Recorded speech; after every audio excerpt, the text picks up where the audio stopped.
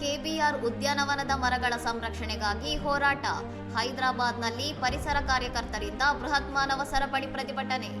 ಉದ್ಯಾನವನದ ಸುತ್ತಲಿನ ಪರಿಸರ ಸೂಕ್ಷ್ಮ ವಲಯದಲ್ಲಿ ಮರಗಳನ್ನು ಕಡಿಯುವುದನ್ನು ವಿರೋಧಿಸಿ ಜೂಬಿಲಿ ಹಿಲ್ಸ್ನಲ್ಲಿ ಪರಿಸರ ಕಾರ್ಯಕರ್ತರು ಮತ್ತು ಸ್ಥಳೀಯ ನಿವಾಸಿಗಳು ಗುರುವಾರ ಈ ಪ್ರತಿಭಟನೆ ನಡೆಸಿದ್ದಾರೆ.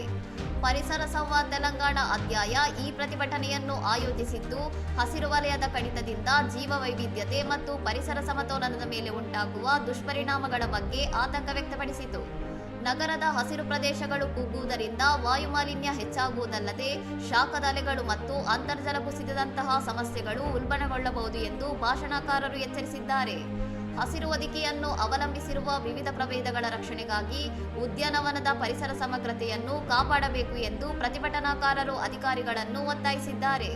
ಪರಿಸರವಾದಿಗಳು ಮತ್ತು ನಾಗರಿಕ ಸಮಾಜದ ಸದಸ್ಯರು ಒಗ್ಗೂಡಿ ನಡೆಸಿದ ಈ ಪ್ರತಿಭಟನೆಯಲ್ಲಿ ನಗರದ ಹಸಿರು ಸ್ಥಳಗಳ ಸಂರಕ್ಷಣೆಗೆ ಬೆಂಬಲ ನೀಡುವಂತೆ ಸಾರ್ವಜನಿಕರಲ್ಲಿ ಮನವಿ ಮಾಡಲಾಯಿತು. ಇನ್ನಷ್ಟು ಸುದ್ದಿಗಳಿಗಾಗಿ ನೋಡ್ತಾ ಇರಿ ಸೌರಂ ಟಿವಿ.